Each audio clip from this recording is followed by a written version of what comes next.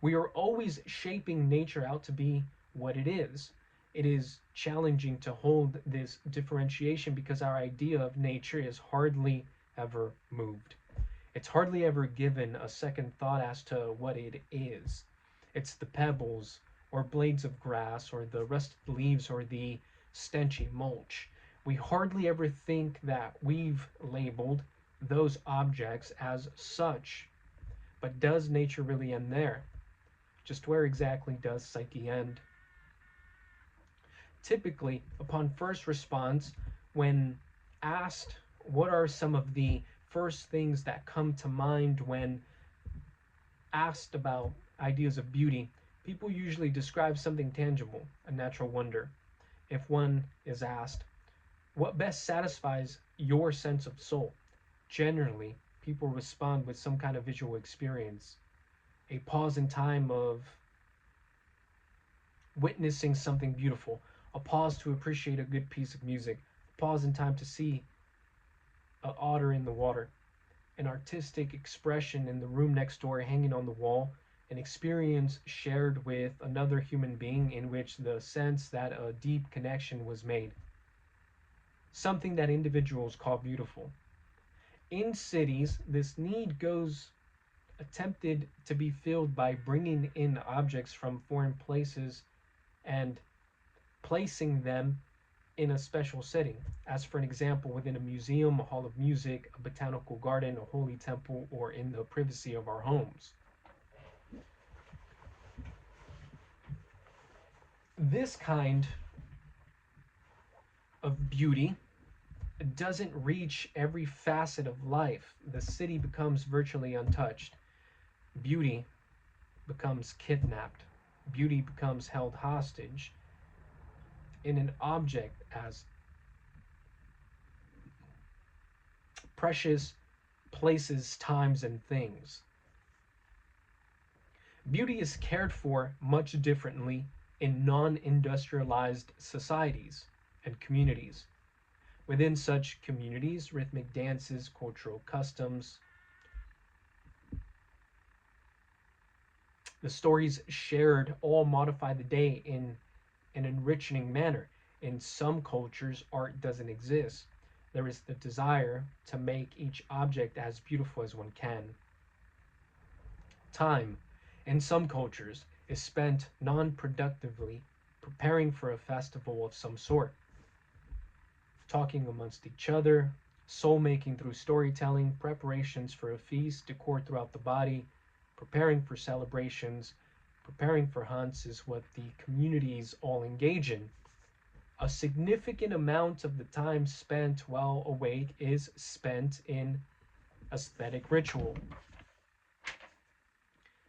Developed countries regard beauty in a preserved way, isolating it, hiding it, placing barriers around it. How come? How come all this shielding granted to beauty? The focus of our attention is, as mentioned previously, to bother our normal way of thinking with regard to beauty, soul, and nature. In essence, we are looking for ways of getting out of the garden.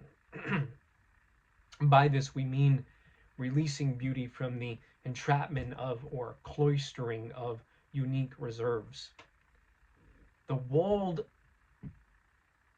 holy grounds that surround beauty carry along with them religious connotations. Somehow, they envelop reverenced filled emotion.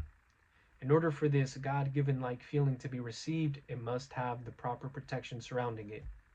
Spaces that are supposed to be absent any spiritual basis build measures to house paintings by master artists to reflect the touch from the divine. These places are to resemble undisclosingly temples. The relationship between us and the art within these shrines, unbeknowingly, run the risk of developing in us a kind of religious piety. We may not pay admission fees to get into a church building, but our price for entry into some holy temples is one of honesty sincerity, and personal accountability, whereas anyone visiting a museum or an art gallery can pay a fee into these walled places to get to beauty. With enough money, a beautiful art painting can be domained within the privacy of our homes. Objects of art worth multi millions of dollars. The price is a direct assessor of the value we place on a piece of art. High amounts of art, high amounts of money spent refracts a quiet part out loud. Typically, that quiet voice says something like, there's something divine within these objects that I'm willing to spend a lot of money on. In Greek, the divine quality in an object is called theos. Exuberant amounts of money, in fact, any amount of money, is a tribute to beauty, showing again that the need for soul to acquire beauty is psychologically ever present. A problem tends to arise and tends to persist along with us. These sentiments of religious connotation, even though they reflect the tall qualities of art because of the gratification that we derive from them in our sense of soul being satisfied, these very same sentiments tend to discriminate in order to maintain what's in it reverent. So what do? We create systems that alarm if someone gets too close. We develop air quality control apparatuses, and we even schedule replenishment touch-ups to preserve each art object from embellishments. The desire is to keep the art objects youthful and vibrant from way back when they were created until, well, forever. Valuable pieces of art are not to age. That's the sentiment. That's a sentiment.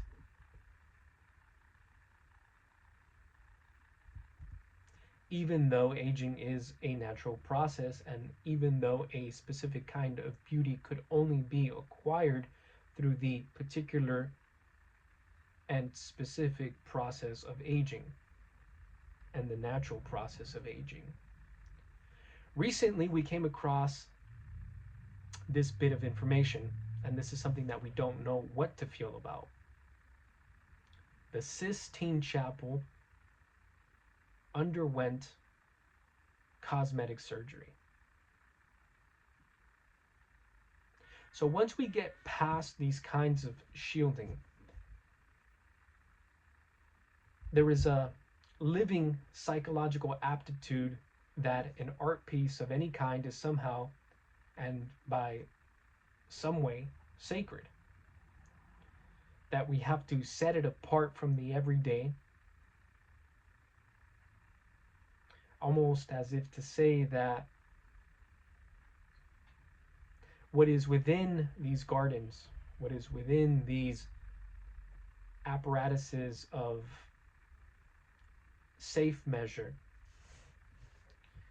is something to be regarded as sacred.